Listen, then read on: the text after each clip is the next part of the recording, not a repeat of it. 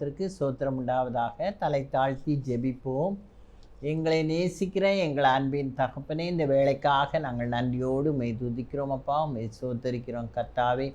இந்த வேளையிலும் சுவாமி, நீர் அடியாளை மறைத்து நீர் வெளிப்படும். இயேசுவின் இன்ப நாமத்தில் கெஞ்சி மன்றாடுகிறேன். எந்த விதமான டிஸ்ட்ராக்ஷன் எதுவும் ஏற்படாதபடி நீர் காத்துக்கொள்ளும்.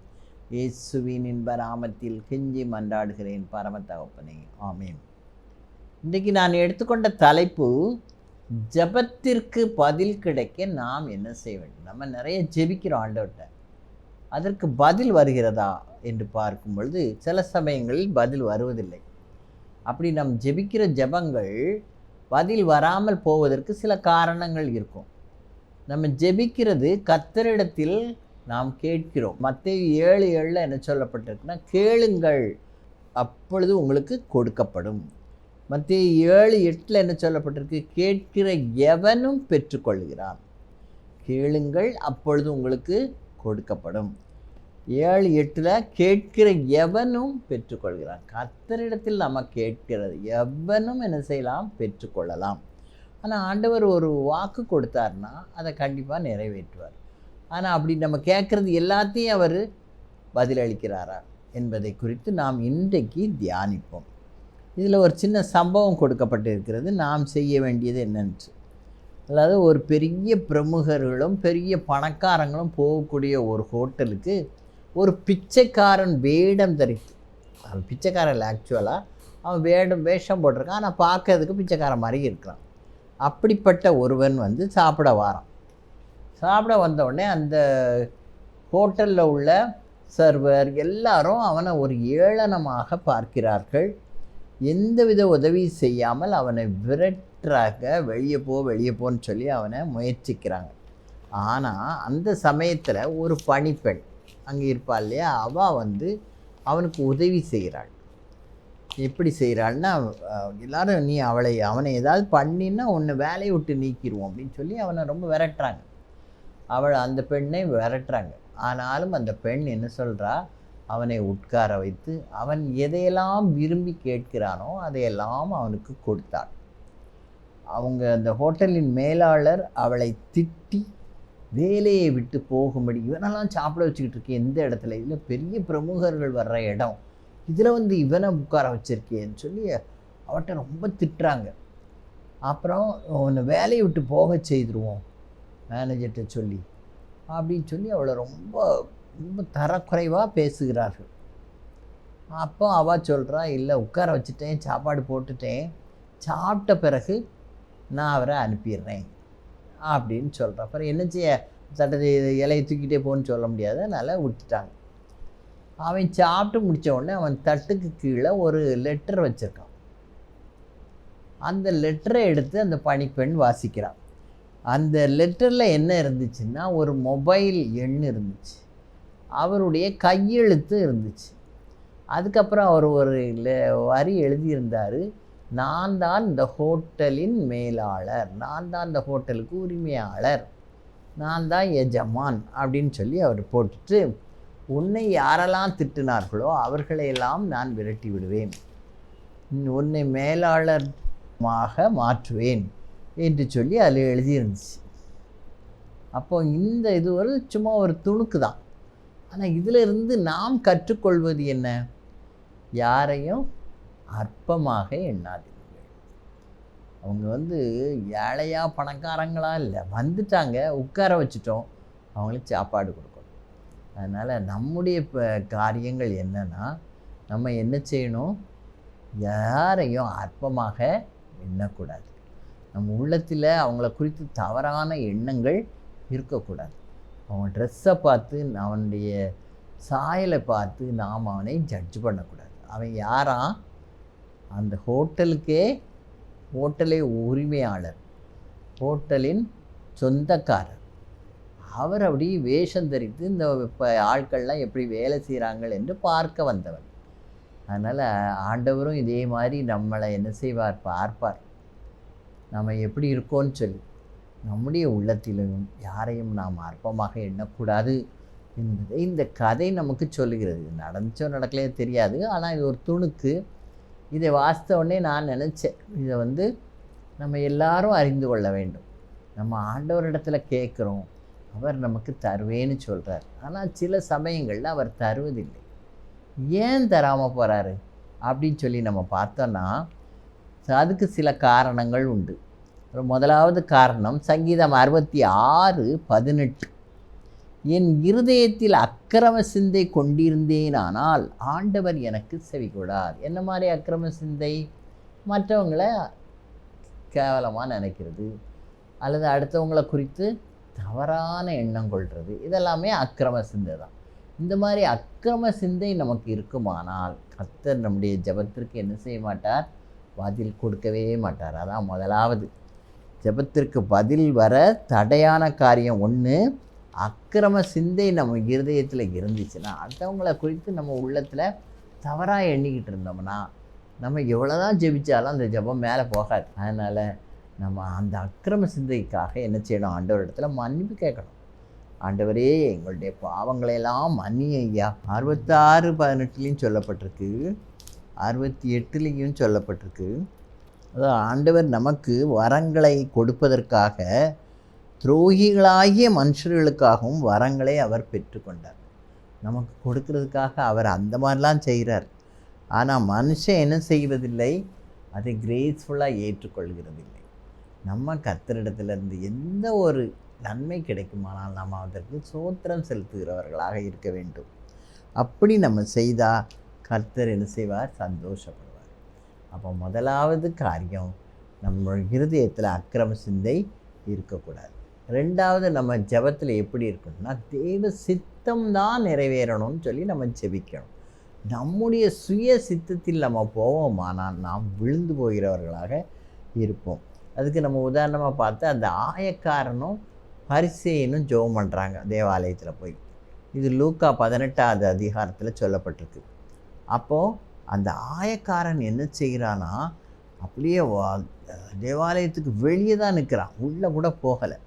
அவன் அப்படியே வானத்துக்கு நேராக கண்களை ஏறெடுக்க கூட துணியலையான். அப்படியே அவன் அப்படி சோர்ந்து இருக்கும்போது அவன் தன்னவர் இடத்துல என்ன சொல்கிறான் பாருங்கள். இதெல்லாம் ஏறெடுக்க கூட நான் தகுதியற்றவன், ஆனாலும் நீர் என்ன செய்கிறீர்? என்னை நேசிக்கிறீர். ஆயக்கார மனுஷன் அப்படி ஜெபிக்கிறான், ஆண்டவரே என்னை மன்னியும்ப்பா அப்படின்னு சொல்லி ஆண்டவருடைய சமூகத்தில் கேட்கும்போது ஆண்டவர் இப்படி சொல்கிறார். எப்படி சொல்கிறார்?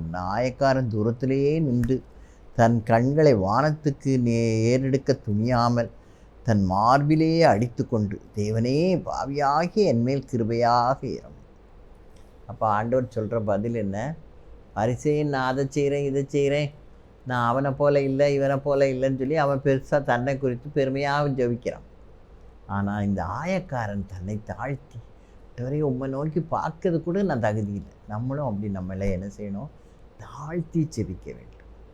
தேவ சித்தம் நிறைவேற வேண்டுமானால் நாம் என்ன செய்யணும்? நம்மை தாழ்த்தி இந்த ஆயக்காரனை போல ஜெபித்தா ஆண்டவர் நம்முடைய பாவங்களையெல்லாம் மன்னித்து நம்மை ஒரு நீதிமானாக மாற்றுவார். அடுத்தாப்பில் நம்ம பார்த்தோன்னா, தேவ சித்தம் நிறைவேற நம்ம ஜெபிக்கணும். ஆண்டவரே, உங்கள் சித்தம் மாத்திரம் என்னில் நிறைவேறட்டும், நான் பெரிய ஆள் அப்படிலாம் என்னை சொல்லக்கூடாது சுவாமி அப்படின்னு சொல்லி ஜெபிக்கணும். இது எப்படி அந்த ஜெபத்தை ஏறெடுக்கப்பட்டதுன்னா, சாலமோன் ராஜா அவனை ராஜாவாக அபிஷேகம் பண்ணோடனே அவன் இந்த பெரும் கூட்ட இஸ்ரவேல் ஜனங்களை பார்த்து பயப்பட்டு ஆண்டவரிடத்துல சொல்கிறான். எங்கே இருக்குன்னா 1 ராஜாக்கள் 3ஆம் அதிகாரத்தில் இருக்குது. 3ஆம் அதிகாரம் 9வது வசனம், 8-9. நீர் தெரிந்து கொண்டதும் ஏராளத்தினால் எண்ணிக்கைக்கு அடங்காததும் இலக்கத்திற்கு உட்படாதுமான திரளான ஜனங்களாகி உமது ஜனத்தின் நடுவில் அடியேன் இருக்கிறேன். ஆகையால் உமது ஜனங்களை நியாயம் விசாரிக்கவும் நன்மை தீமை இன்னதென்று வகையறுக்கவும் அடியேனுக்கு ஞானமுள்ள இருதயத்தை தந்தருளும். ஏராளமாயிருக்கிற இந்த உமது ஜனங்களை நியாயம் விசாரிக்க யாராலே ஆகும்? நீ அடியேனுக்கு என்ன கொடுக்கணும்? ஞானமுள்ள இருதயத்தை தந்தருளும்னு சொல்லி ஆண்டவர்கிட்ட என்ன செய்கிறான்? செபிக்கிறான். 10வது வசனம், இந்த காரியத்தை கேட்டது ஆண்டவருடைய பார்வைக்கு உகந்த விண்ணப்பமாக இருந்தது. தேவ சித்தத்தை தான் கேட்குறான்.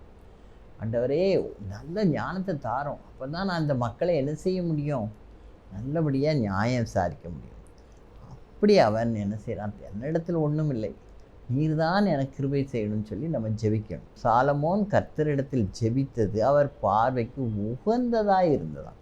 இப்போ தேவ சித்தம் நம்ம நிறைவேறணும்னு ஜெபிக்கணும். ரெண்டாவது, நம்ம ஜெபிக்கிற ஜெபம் தேவனுடைய பார்வைக்கு உகந்த ஜெபமாக இருக்கணும். அப்படி உகந்ததாக இருந்தால் ஆண்டவர் என்ன செய்வாராம் பாருங்கள். 13வது வசனம் 1 ராஜாக்கள் 3:13, 12 முதல்ல, ஞானமும் உணர்வுள்ள இருதயத்தை உனக்கு தந்தேன், இதுவும் அன்றி நீ கேளாத ஐஸ்வர்யத்தையும் மகிமையும் உனக்கு தந்தேன், உன் நாட்களில் இருக்கிற ராஜாக்களில் ஒருவனும் உனக்கு சரியானவன் இருப்பதில்லை. அப்போ நீ கேட்ட ஜெபம் உகந்த ஜெபமாக இருந்துச்சு, தேவ சித்தத்துக்கு ஏற்ற மாதிரி இருந்துச்சு. அதனால் ஆண்டவர் அவனை என்ன செய்கிறார், அதிகமாய் உயர்த்தி ஆசீர்வதிக்கிறார். இதுதான் ஆண்டவருக்கு பிடித்தமான அவருடைய சித்தத்திற்கு ஏற்ற ஜெபத்தை நாம் செய்யும் பொழுது கர்த்தர் அதற்கு பதிலளிக்கிறார். அடுத்தபடியாக, எந்த போராட்டமான சூழ்நிலையாக இருந்தாலும் நம்ம உபவாசத்தோடு கர்த்தரிடத்தில் என்ன செய்யணும், ஜெபிக்க வேண்டும். ஏசாயா 58:7 என்ன சொல்லப்பட்டிருக்குன்னா, உபவாசம் இருக்கும்போது நம்ம என்ன செய்யணுமா, பசி உள்ளவனுக்கு ஒரு ஆகாரத்தை பகிர்ந்து கொடுக்கிறதும், துரத்துண்ட சிறுமையானவர்களை வீட்டிலே சேர்த்து கொள்கிறதும், வஸ்திரம் இல்லாதவனை கண்டால் அவனுக்கு வஸ்திரம் கொடுக்கிறதும், உன் மாம்சமானவனுக்கு ஒன்று ஒழிக்காமல் இருக்கிறதும் அல்லவோ எனக்கு உகந்த உபவாசம். உபவாசத்தோடு ஜெபிக்கணும்னா நம்ம மற்றவங்களுக்கு கொடுக்கணும். பசி உள்ளவர்களுக்கு உணவு கொடுக்கணும். நம்ம சாப்பிடாத உணவை மற்றவங்களுக்கு கொடுக்கணும் இல்லையா? நம்ம கொடுக்குறவர்களாக தான் இருக்கணும். அப்படி நம்ம செய்யும் சிறுமையானவர்களை என்ன செய்யணும், அவர்களுக்கு உதவி செய்யணும். ஏழைக்கு இறங்குகிறவன் கர்த்தருக்கு கடன் கொடுக்குறான். இறங்கி அவர் செய்யும்போது கர்த்தர் அதை என்ன செய்கிறாரா, ஆசீர்வதிக்கிறார். அதனால் உபவாசம்னாலே இதுதான், ஏழைகளுக்கு கொடுக்கிறது, சிறுமையானவர்களை வீட்டில் சேர்த்து கொள்கிறது, வஸ்திரம் இல்லாதவனுக்கு வஸ்திரம் கொடுக்கிறது. இந்த மாதிரி காரியங்களை நாம் செய்யும்போது அது கர்த்தருக்கு உகந்த வஸ்திரம். இது இப்போ நம்ம வீட்டில் உள்ளவர்களுக்கு தெரியாமல் செய்யணும்னு இல்லை, தெரிந்தே செய்யணும். அப்புறம் உபவாசத்தோடு மட்டும் ஜெபித்தா காணாது, ஒருமனப்பட்டு ஜெபிக்கணும். தேவ சித்தத்தை தான் நம்ம கேட்கணும். ரெண்டாவது, அவருக்கு உகந்த ஜெபமாக பண்ண வேண்டும். மூணாவது, உபவாசத்தோடு ஜெபிக்கணும். இந்த உபவாசத்தோடு ஜெபிக்கும்போது ஒருமனப்பட்டு ஜெபிக்கணும். அப்படி ஒருமனப்பட்டு ஜெபிக்கும்போது யோசபாத் எப்படி ஜெபித்தான்னு பாருங்கள். 2 நாளாகமம் 20வது அதிகாரம், 2 நாளாகமம் 20. யோசபாத் அவனுக்கு சுற்றி பெரிய திரள் எதிரிகள் வந்துட்டாங்க. யாரெல்லாம் வந்துட்டாங்க, அம்மோன் புத்திரர், மோவாபியர், சேயீர் மலை தேசத்தார், ஏகப்பட்ட கூட்டம் வந்துட்டு. இவன் கையில் இருக்கிற இராணுவத்தை காட்டிலாம் அங்கே ஜாஸ்தி இருக்காங்க. அதை பார்த்து அவன் பயந்து யூதேயா தேசத்தில் உள்ள அவ்வளோ இவரையும் ஒன்று சேர்த்து ஒருமுகப்படுத்தி உபவாசத்தோடு ஜெபிக்கிறாங்க. எல்லாரும், சிறுவர் முதற்கொண்டு மிருகங்கள் முதற்கொண்டு எல்லாரும் ரெட்டுடுத்தி தெய்வ சமூகத்தில் தங்களை தாழ்த்தி ஜெபிக்கிறாங்க. அப்படி அவர்கள் ஜெபிக்கும்போது எப்படி ஜெபிக்கிறாங்களாம், 12வது வசனம் 2 நாளாகமம் 20:12. இந்த ஏராளமான கூட்டத்திற்கு முன்பாக நிற்க எங்களுக்கு பலன் இல்லை, நாங்கள் செய்ய வேண்டியது இன்னதென்று எங்களுக்கு தெரியவில்லை, ஆகையால் எங்கள் கண்கள் உண்மையே நோக்கி கொண்டிருக்கு, நீ தான் எங்களுக்கு செய்யணும் அப்படி சொல்லி ஆண்டவர்கிட்ட கேட்காங்க. அப்போ ஆண்டவர் என்ன சொல்கிறாருன்னு பாருங்கள். 15வது வசனத்தில், ஏராளமான கூட்டத்திற்கு பயப்படாமலும் கலங்காமலும் இருங்கள் என்று கர்த்தர் உங்களுக்கு சொல்கிறார், யுத்தம் உங்களுடையது அல்ல, தேவனுடையது. நீங்கள் கவலைப்பட வேண்டாம், யுத்தம் யாருடையது, தேவனுடையது. அதனால் நீங்கள் எதுக்கும் கவலைப்படவே வேண்டாம் அப்படின்னு சொல்லி, யுத்தத்தை பண்ணுகிறவர்கள் நீங்கள் அல்ல. 17வது வசனம், இந்த யுத்தத்தை பண்ணுகிறவர்கள் நீங்கள் அல்ல, யூதா மனுஷரே, எருசலேம் ஜனங்களே, நீங்கள் தரித்து நின்று கர்த்தர் உங்களுக்கு செய்யும் ரட்சிப்பை பாருங்கள், பயப்படாமலும் கலங்காமலும் இருங்கள், நாளைக்கு அவர்களுக்கு எதிராக புறப்படுங்கள், கர்த்தர் உங்களோடே இருக்கிறார். நீங்கள் இன்னும் சண்டெல்லாம் போட வேண்டாம், ஆனால் என்ன செய்யணும், புறப்படணும், அவங்களை எதிர்த்து போராடுவதற்கு புறப்படணும் அப்படின்னு சொல்லி ஆண்டவர் சொல்கிறார். அவங்க கேட்குறாங்க, எங்களுக்கு பலன் இல்லை, என்ன செய்யணும் எங்களுக்கு தெரியல அப்படின்னு சொல்லி கர்த்தரை நோக்கி கேட்குறாங்க. ஒருமனப்பட்டு உபவாசத்தோடு தேவ சமூகத்தில் கேட்கப்பட்ட ஜெபம். அதற்கு பதில் என்ன? நீங்கள் பயப்பட வேண்டாம், யுத்தம் கர்த்தருடையது, ஆண்டவர் உங்களுக்கு ரட்சிப்பார், நாளைக்கு அவர்களுக்கு எதிராக புறப்படுங்கள், கர்த்தர் உங்களோடே இருக்கிறார், நீங்கள் பயப்படாமல் போங்க அப்படின்னு சொல்கிறார். அப்படியே அவங்க என்ன செய்கிறாங்க? எதிர்த்து தங்களுடைய வீரர்களெல்லாம் நிறுத்துகிறாங்க. அப்போ யோசபாத்து ஒரு யோசனை செய்கிறான். என்ன செய்கிறான்? தெய்வ சித்தத்துக்கு ஒப்பு கொடுத்துட்டான், உபவாசத்தோடு ஜெபிக்கிறான், அப்புறம் ஒருமனப்பட்டு ஜெபிக்கிறார்கள். அப்போ அவன் செய்கிறது என்னன்னா, துதிக்கணும் அப்படின்னு சொல்லி பாடகர் குழுவை போர் வீரர்களுக்கு முன்பாக நிறுத்தி இந்த பாட்டை பாட சொல்கிறான். இப்போ 21வது வசனம், அவன் ஜனத்தோடைய ஆலோசனை பண்ணி பரிசுத்தமுள்ள மகத்துவத்தை துதிக்கவும் ஆயுதம் அணிந்தவர்களுக்கு முன்பாக நடந்து போய் கர்த்தரை துதியுங்கள், அவர் கிருபை என்றும் உள்ளது என்று கர்த்தரை பாடவும் பாடகரை நிறுத்தினான். இந்த பாட்டை பாடுங்க, கர்த்தர் நல்லவர், அவர் கிருபை என்றும் உள்ளதுன்னு சொல்லி நீங்கள் பாடுங்க அப்படின்னு சொல்லி யோசபாத் தன்னுடைய பாடகர் குழுக்கு சொல்கிறான். அவங்க பாடுறாங்க. என்ன நடக்கு? அவர்கள் பாடத் தொடங்கியதும் யூதாவுக்கு விரோதமாய் வந்த பதிவிருந்த எல்லாரும் ஒருவருக்கு விரோதமாய் ஒருவர் கர்த்தர் எழும்ப பண்ணினதினால் அவர்கள் வெட்டுண்டு விழுந்தார்கள். இப்போ இவங்க சண்டையே போடல, ஆனால் அவங்களே ஒருத்தருக்கு ஒருத்தர் வெட்டி இறந்து போயிட்டாங்க. இப்போ போரிடாமலே இந்த ஒருமனப்பட்டு உபாசிக்கும் பொழுது கர்த்தர் அங்கே பெரிய விடுதலையை கட்டளையிடுறார். அதே மாதிரி தான் எஸ்தர் ராஜாத்தி சொல்கிறார், நானும் என் தாதிமார்களும் 3 நாட்கள் தண்ணீர் குடியாமலும் உண்ணாமலும் உபவாசிக்கிறோம். உபவாசித்து ராஜா என்னை கூப்பிடுவோம், ராஜாவினுடைய இதுக்குள்ளே போகிறேன், அவர் ஸ்தலத்திற்கு, அவர் என்னை அழைத்தால் நான் போய் சொல்லி இந்த காரியத்தை செய்வேன்னு சொல்கிறான். தன் உயிரை பணயம் வைத்து தான் போகிறான். ஏன்னா ராஜா கூப்பிடலன்னா உள்ளே போகக்கூடாது. அவள் வெளியே நின்றுட்டு இருந்தானா அவளை கொண்டு போட்டுருவாங்க. ஆனால் ராஜாவுடைய கண்களில் தயவு கிடைக்க செய்து கர்த்தர் அவளை உள்ளே அனுப்புகிறார். ஏன்னா இவங்க 3 நாள் எல்லாரும் ஒருமுறைப்பட்டு ஜெபித்தார்கள். இங்கே எஸ்தர் பார்த்திங்கன்னா அது சொல்லப்பட்டிருக்கும். எஸ்தர் 4 அதிகாரம் 16வது வசனம், நீர் போய் சூசானில் இருக்கிற யூதரையெல்லாம் குடிவர செய்து 3 நாள் அல்லும் பகலும் புசியாமலும் குடியாமலும் இருந்து எனக்காக உபவாசம் பண்ணுங்கள். யாருக்காக? எஸ்தர் ராஜாத்திக்காக உபவாசம் பண்ணுங்கள், நானும் என் தாதிமாரும் உபவாசம் பண்ணுவோம். இவ்விதமாய் சட்டத்தை மீறி என் ராஜா இடத்துல போக முடியாது. அவளுக்கென்று ஒரு குறிக்கப்பட்ட நாளில் தான் அவள் போக முடியும். இப்போ சட்டத்தை மீறி ராஜாவின் இடத்தில் பிரவேசிப்பேன், நான் செத்தாலும் சாகிறேன் என்று சொன்னான். அவ்வளோ ஒரு விசுவாசம் வைராக்கியத்தோடு யூத மக்களுக்காக அவள் என்ன செய்கிறா? போராடுறான். அப்போ அவளுடைய உபவாச ஜபம் அங்கே கர்த்தர் கண்டு அதற்கு பதிலளிக்கிறார். யூதர்களை ரட்சிப்பதற்கு கர்த்தர் அவளை பயன்படுத்தினார். அதனால் உபவாசத்தோடு ஜெபிக்கும்போது, ஒருமனப்பட்டு ஜெபிக்கும்போது, கர்த்தரை நோக்கி நாம் கேட்கும் பொழுது கர்த்தர் வெற்றி கொடுக்கிறார்.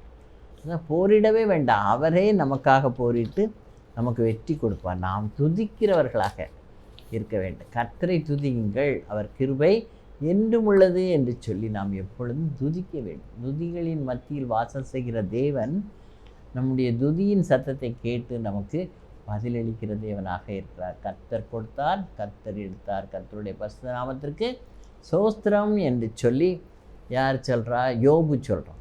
தாவீது என்ன சொல்கிறான்? கர்த்தரை நான் எக்காலத்திலும் சோஸ்தரிப்பேன், அவர் துதி எப்போதும் என் வாயில் இருக்கும் என்று சொல்லி சங்கீதம் 34:1 சொல்கிறோம். இந்த மாதிரி கர்த்தரை நம்ம முழு இருதயத்தோடு துதிக்கும் போது கர்த்தர் நம் விண்ணப்பங்களின் சத்தத்திற்கெல்லாம் பதில் கொடுக்க. அடுத்தாப்புல ஜெபத்தில் மன்னிக்க வேண்டியவைகளை நாம் மன்னிக்க வேண்டும். ஆண்டவர் என்ன சொல்கிறார்? ஒருவரை ஒருவர் மன்னியுங்கள். ஒரு சகோதரன் பேரில் உனக்கு குறை இருக்குமானால் அதை என்ன செய்யும்? யாதொரு குறை. மார்க் 11:25 ஆண்டவர் இயேசுவானவர் சொல்கிறார், நீங்கள் ஒரு காணிக்கையை செலுத்த வரும் முன்னால் என்ன செய்யணுமா? மார்க் 11:25, நீங்கள் நின்று ஜெபம் பண்ணும்போது ஒருவன் பேரில் உங்களுக்கு யாதொரு குறை உண்டாயிருக்குமானால் பரலோகத்தில் இருக்கிற உங்கள் பிதா உங்கள் தப்பிதங்களை உங்களுக்கு மன்னிக்கும்படி அந்த குறையை அவனுக்கு மன்னியுங்கள். நீங்கள் மன்னியாதிருப்பீர்களானால் பரலோகத்தில் இருக்கிற உங்கள் பிதாவும் உங்கள் தப்பிதங்களை மன்னியாதிருப்பார். நம்ம என்ன செய்யணுமா? நம்ம சகோதரர்னா நம்ம கூடயே இருக்கிறவங்க, அவர்கள் செய்த தப்பிதங்களை நாம் என்ன செய்ய வேண்டும்? மன்னிக்க வேண்டும். அப்படி நம்ம மன்னித்தாதான் கர்த்தர் நம்முடைய குற்றங்களையே நமக்கு என்ன செய்வார்? மன்னிப்பார். இதைத்தான் நம்ம கர்த்தருடைய ஜெபத்தில் சொல்கிறார். மற்றவர்களுக்கு மன்னிக்கிறது போல எங்கள் குற்றங்களை எங்களுக்கு மன்னியும் நம்ம சொல்கிறோம். நம்ம மன்னிக்கிறோமா? ஆண்டவர் அதை பார்க்குறாரு. நம்ம மன்னிக்கிறோமா, சும்மா பேருக்கு சொல்கிறோமா அப்படின்றதெல்லாம் அவருக்கு தெரியும். உள்ளத்தை அறிகிற தேவன் அல்லவா? அதனால் நம்ம மன்னிக்கும் போது முழு மனதோடு என்ன செய்யணும்? மன்னிக்கிறவர்களாக இருக்கணும். இப்போ பாருங்கள், மன்னிக்காதவர்களுக்கு கிடைக்கிற கஷ்டத்தை நம்ம பார்ப்போம். மத்தேயு 18ஆம் அதிகாரம் 23லேருந்து 35 வரைக்கும் ஒரு சம்பவம் கொடுக்கப்பட்டு இருக்கிறது. இதுக்கு ஒரு எக்ஸாம்பிள் தான். 18 முதல் 18ஆம் அதிகாரம் 23 முதல் 35 வரைக்கும். இன்னும் ஒரு பெரிய பணக்காரன் தன் வேலைக்காரனுக்கு காசு கொடுக்குறான். அதாவது பரலோக ராஜ்யம் தன் ஊழியக்காரரிடத்தில் கணக்கு பார்க்க வேண்டும் என்றிருந்த ஒரு ராஜாவுக்கு ஒப்பாக இருக்கிறதா. கணக்கு பார்க்குற ஒரு ராஜாவுக்கு ஒப்பாக இருக்கிறது. எப்படின்னா, அவன் என்ன செய்கிறான்? தன்னிடத்தில் உள்ள 10,000 தாலந்து கடன்பட்டவன் ஒருவனை அவனுக்கு முன்பாக கொண்டு வந்தான். அப்போ தான் விசாரிக்கான், நான் கொடுத்த காசுகளெல்லாம் எல்லாம் கரெக்டாக வந்திருக்கா அப்படின்னு சொல்லி விசாரிக்கும் போது ஒருத்தன் 16,000 கடன் வாங்கியிருக்கான். அது ஒரு பெரிய அமௌண்ட்டு. அப்போ அவன் அந்த எஜமானன்கிட்ட அழுகிறான். அவன் எப்படி அழுகிறான் பாருங்க. 25வது வசனம், கடனை தீர்க்க அவனுக்கு நிர்வாகம் இல்லாதபடியால் அவனுடைய ஆண்டவர் அவனையும் அவன் பெண் ஜாதி பிள்ளைகளையும் அவனுக்குண்டான எல்லாவற்றையும் விற்று கடனை தீர்க்கும்படி கட்டளையிட்டான். அப்பொழுது அந்த ஊழியக்காரன் 26வது வசனத்தில் பாருங்கள், தாழ விழுந்து வணங்கி, ஆண்டவனே என்னிடத்தில் பொறுமையாயிரும், எல்லாவற்றையும் உமக்கு கொடுத்து தீர்க்கிறேன் என்றான். அவன் அப்படி கெஞ்சி கேட்குறான். அவன் மேலே உடனே அந்த இவருக்கு ஒரு அருதாவும் வருது.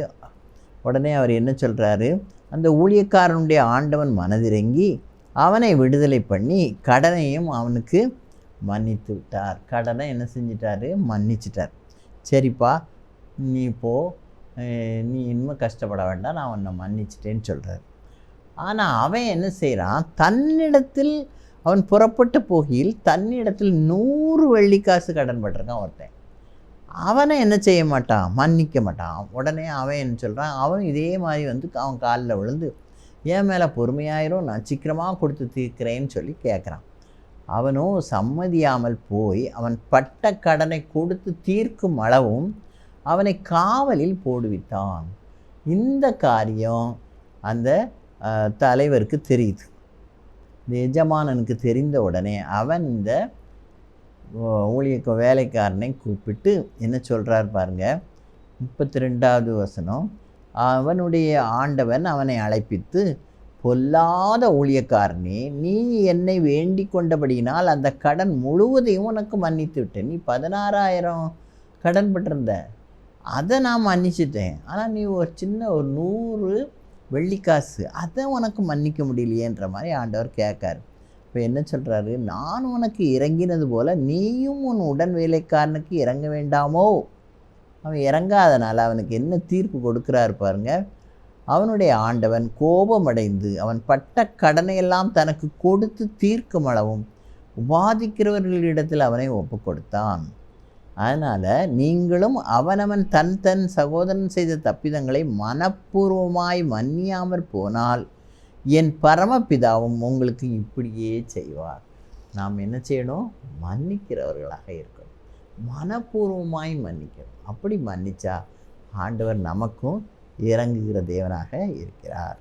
இப்போது நம்ம கர்த்தரிடத்தில் இந்த காரியங்களையெல்லாம் நம்ம கேட்கணும்.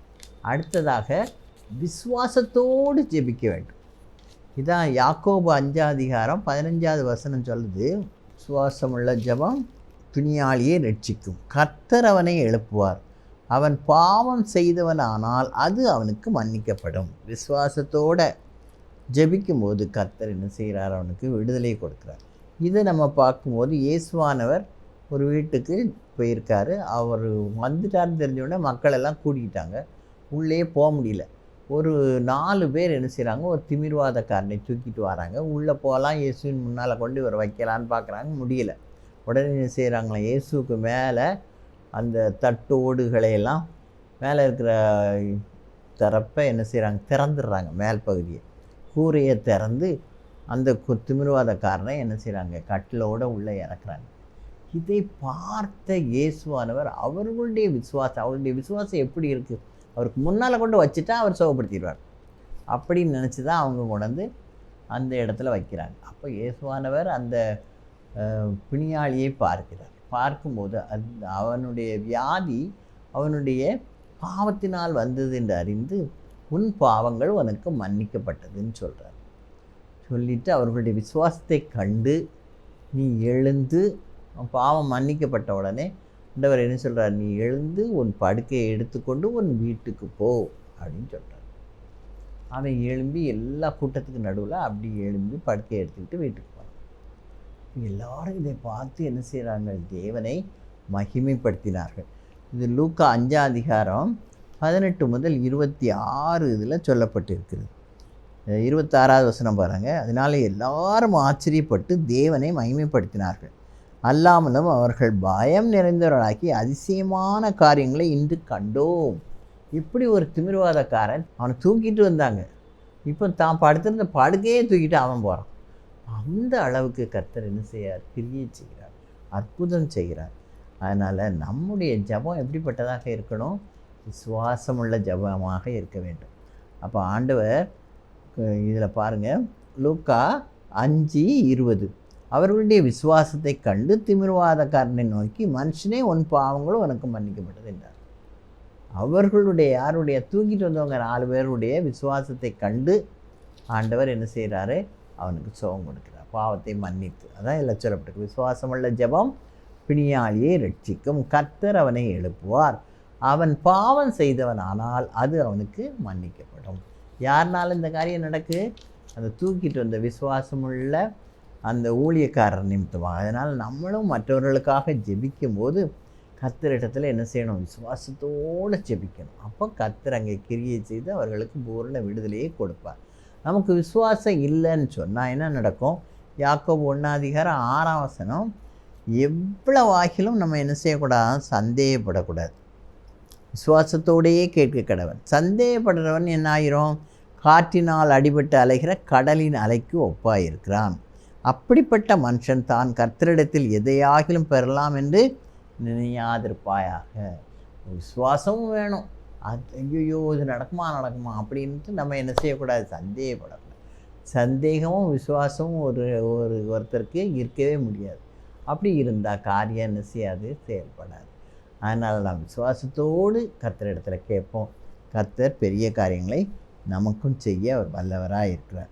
சங்கீதம் 20வது சங்கீதம் 2 முதல் 4 என்ன சொல்லப்பட்டிருக்குன்னா, அவர் பரிசுத்த ஸ்தலத்திலிருந்து உமக்கு ஒத்தாசை அனுப்பி சியோனிலிருந்து உம்மை ஆதரிப்பாராக.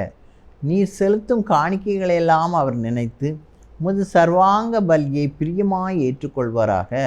அவர் உமது மன விருப்பத்தின்படி உமக்கு தந்திரளி உமது ஆலோசனைகளையெல்லாம் நிறைவேற்றுவாராக. நாங்கள் உமது ரட்சிப்பினால் மகிழ்ந்து எங்கள் தேவனுடைய நாமத்தினாலே கொடியேற்றுவோம். உமது வேண்டுதல்களை எல்லாம் கர்த்தர் நிறைவேற்றுவாராக. நம்ம என்ன செய்யணும், ஆபத்து காலத்தில் கர்த்தர் நமது ஜெபத்தை கேட்கும்படியாக நாம் ஜெபிக்க வேண்டும்.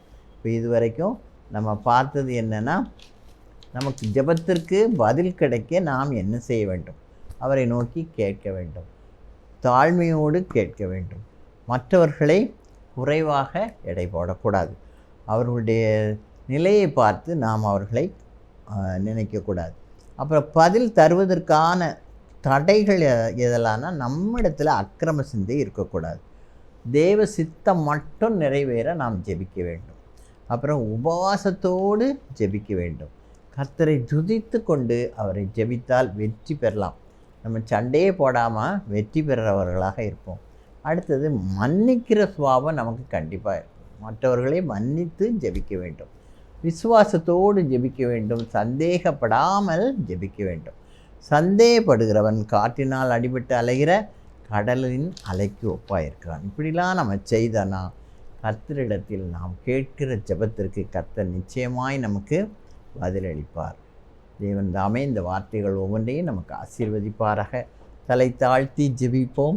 எங்களை நேசிக்கிற எங்கள் அன்பின் தகப்பனே, இந்த வேலைக்காக நன்றி செலுத்துகிறோம் அப்பா. நீர் எங்களோடு கூட இருந்தீர், அதற்காக மக்க நன்றி அப்பா. ஜெபத்திற்கு பதிலளிக்கிறதுக்கு நீர் காத்து கொண்டு இருக்கிறீரப்பா. எங்களில் காணப்படும் குற்றம் குறைகளை நீர் தயவாக மன்னியும் அப்பா. தாழ்மையான சிந்தனைகளை கொடுத்தருளும், மற்றவர்களை அற்பமாக எண்ணாதபடி காத்துக்கொள்ளும், அக்கிரம சிந்தைகளை எங்களை விட்டு எடுத்து போடும் சுவாமி. ஆண்டவரே, நாங்கள் உண்மை துதிக்க உண்மை சோதரிக்கக்கூடிய கிருபைகளை எங்களுக்கு தாரும் அப்பா. விசுவாசத்தை அதிகமாய் தாரும் கர்த்தாவே. இயேசுவே, நீர் இப்படி செய்யும் பொழுது நாங்கள் கேட்கிற எங்களுடைய ஜெபங்களுக்கு கேளுங்கள், அப்பொழுது உங்கள் சந்தோஷம் நிறைவாயிருக்கும்படி பெற்றுக்கொள்வீர்கள் என்று வாக்கு கொடுத்திருக்கிறீர். அப்படியே எங்களுக்கு நிறைவேற்றுவீர் அப்பா. அதற்காக மக்கள் நன்றி. கிராஸ் டிவிக்காக ஜெபிக்கிறேன் ஆண்டவரே. எல்லா காரியங்களையும் நீர் பொறுப்படுத்தி கொண்டபடியால் கிருபையாய் காத்துக்கொண்டு இயேசுவின் இன்ப நாமத்தில் கெஞ்சி மன்றாடுகிறேன் பரம தகப்பனே, ஆமீன். இதுவரைக்கும் ஜெபத்திற்கு பதில் கிடைக்க நாம் செய்ய வேண்டியவைகள் என்ற தலைப்பில் தியானித்தோம். தேவன் தாமே இந்த வார்த்தைகள் ஒவ்வொன்றையும் நமக்கு ஆசீர்வதிப்பாராக. God bless you all.